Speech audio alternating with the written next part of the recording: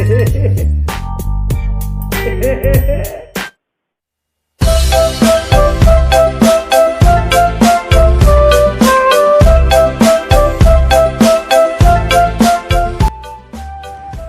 demokrasi Revela 1950 sampai 1959. Sistem parlementer adalah sebuah sistem pemerintahan di mana parlemen memiliki peranan penting dalam pemerintahan. Parlemen memiliki wewenang dalam mengangkat perdana menteri dan parlemen pun dapat menjatuhkan pemerintah, yaitu dengan cara mengeluarkan semacam mosi. Tidak percaya, sistem parlemen dapat memiliki seorang presiden dan seorang perdana menteri yang berwewenang terhadap jalannya pemerintah. Demokrasi liberal adalah sebuah sistem pemerintahan yang meniru Eropa Barat, di mana didasarkan pada Undang-Undang Dasar Sementara 1950. Pada kenyataannya, sistem demokrasi liberal yang meniru sistem Eropa Barat tersebut kurang sesuai diterapkan di Indonesia.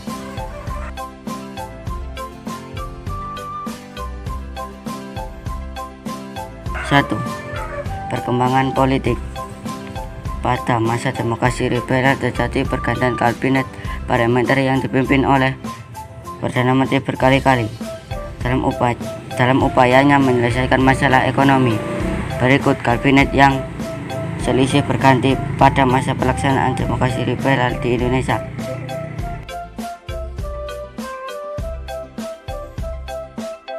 Kabinet Natsir 6 September 1950 sampai 21 Maret 1951. Program kerja Kabinet Natsir antara lain sebagai berikut.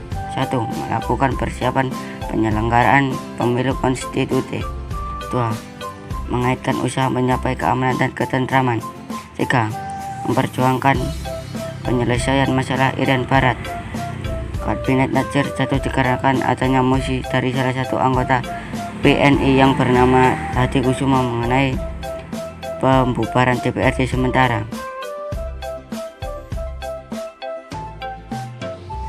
B. Kabinet Sukitman 27 April 1951 sampai 3 April 1952. Program kerja Kabinet Sukirman antara lain sebagai berikut. 1. Menjalankan tindakan-tindakan yang tegas sebagai negara hukum untuk menjamin keamanan dan ketentraman. 2. Mempercepat usaha penempatan bekas pejuang dalam lapangan pembangunan. 3. Menyelesaikan persiapan pemilihan umum konstitusi. 4. Menjalankan politik luar negeri bebas aktif untuk menuju perdamaian. Pada akhirnya Kabinet Sukirman jatuh akibat penandatanganan kerjasama antara Indonesia dengan Amerika Serikat yang berdasarkan MSA.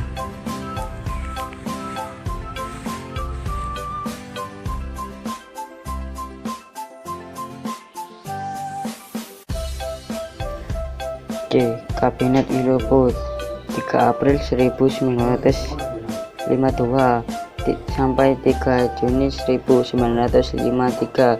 Program kerja Kabinet Iloput terdiri atas 5 pasal sebagai berikut. 1. Mempersiapkan pemilihan umum. 2. Meningkatkan kemakmuran rakyat.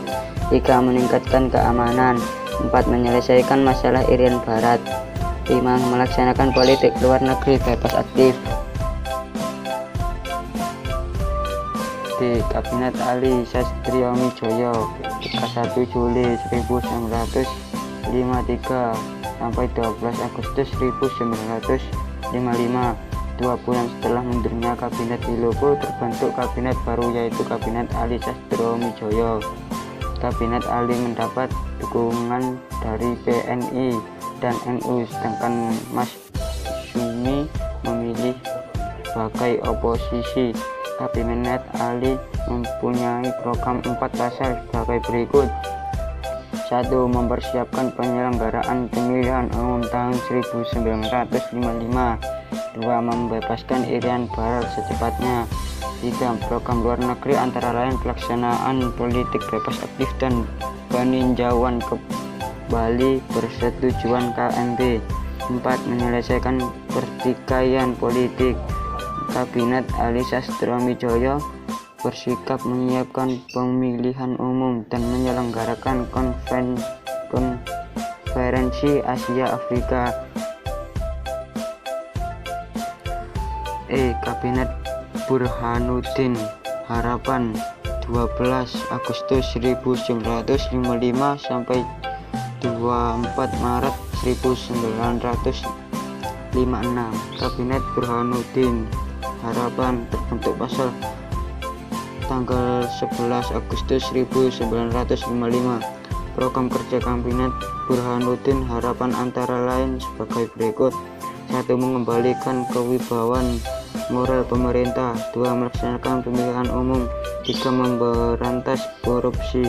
4. Meneruskan perjuangan merebut kembali Irian Barat. Keberhasilan Kabinet Burhanuddin Harapan adalah dapat menyelenggarakan pemilu pertama sejak Indonesia merdeka.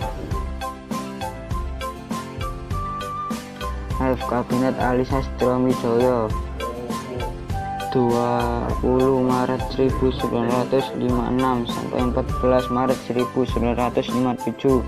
Program kerja dari kabinet ini adalah sebagai berikut: 1. Pembatalan KMB. 2. Perjuangan mengembalikan Irian Barat ke pangkuan Republik Indonesia. 3. Pemulihan keamanan dan ketertiban, pembangunan ekonomi, keuangan, industri, perhubungan, pendidikan, serta pertanian. 4. Melaksanakan keputusan Konferensi Asia Afrika. Kabinet Ali Sastroamidjojo membatalkan seluruh perjanjian KMB pada tanggal 3 Mei 1956. Kabinet Karya 9 April 1957 sampai 10 Juli 1959. Kabinet Karya atau Kabinet Juanda dilantik pada tanggal 9 April 1957 dengan program kerja sebagai berikut: 1. Membentuk Dewan Nasional. 2. Normalisasi keadaan Republik Indonesia. 3. Melanjutkan pembatalan KMB. 4. Memperjuangkan Irian Barat. 5. Mempercepat pembangunan guna mengatasi berbagai kekacauan politik. Presiden Soekarno mengeluarkan sebuah dekret yang dikenal Dekret Presiden pada tanggal 5 Juli 1959.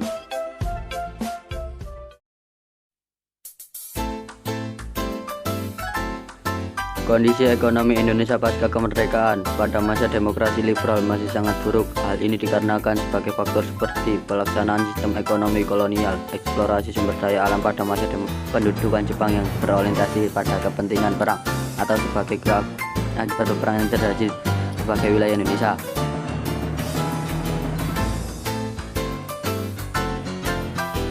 Penyebab kekacauan ekonomi Indonesia. Hal-hal yang menyebabkan keadaan ekonomi kacau masa demokrasi liberal antara lain sebagai berikut: 1. Pemerintahan zaman penjajahan Belanda tidak mewariskan nilai-nilai yang cukup untuk mengubah sistem ekonomi kolonial menjadi ekonomi nasional.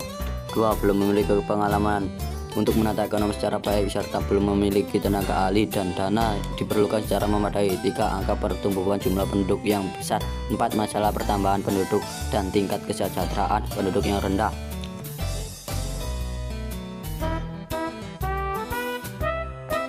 B. Kebijakan pemerintah untuk mengatasi masalah ekonomi masa demokrasi liberal. Setelah merdeka, pada kenyataannya Indonesia dihadapkan pada suatu kondisi di mana masyarakat Indonesia menderita dan banyak yang miskin hingga tahun 1959. Berbagai upaya telah dilaksanakan untuk mengubah struktur ekonomi kolonial ke ekonomi nasional yang sesuai dengan jiwa bangsa Indonesia. Berjalan tidak semudah yang direncanakan.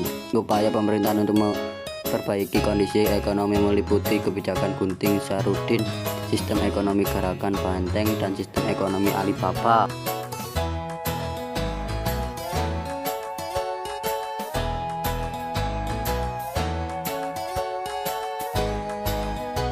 Pada masa ini, taraf hidup masyarakat makin naik daripada di masa revolusi. Indikatornya adalah jumlah penduduk bertambah, kesejahteraan meningkat, dan kota-kota makin berkembang. Sebelum pemilu tahun 1955, pemimpin negara seperti Presiden Soekarno dan Muhammad Hatta sering memberikan pematangan berpolitik kepada masyarakat. Menjelang pemilu, panitia terus memberikan pengetahuan pada masyarakat bagaimana cara menyalurkan suara kepada masyarakat. Sosialisasi terus dilancarkan kepada masyarakat, baik itu melalui surat kabar dan mobil-mobil kampanye dan lain sebagainya.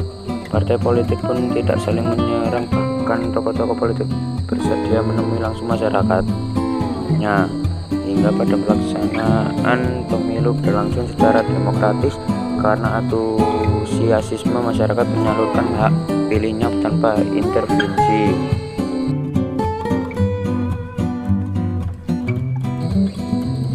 Pada masa demokrasi liberal, sistem pendidikan yang dilaksanakan adalah dengan sistem dan desentralisasi, yang mana SD dan SMP menjadi urusan pemerintah daerah provinsi dengan supervisi dari pemerintah pusat.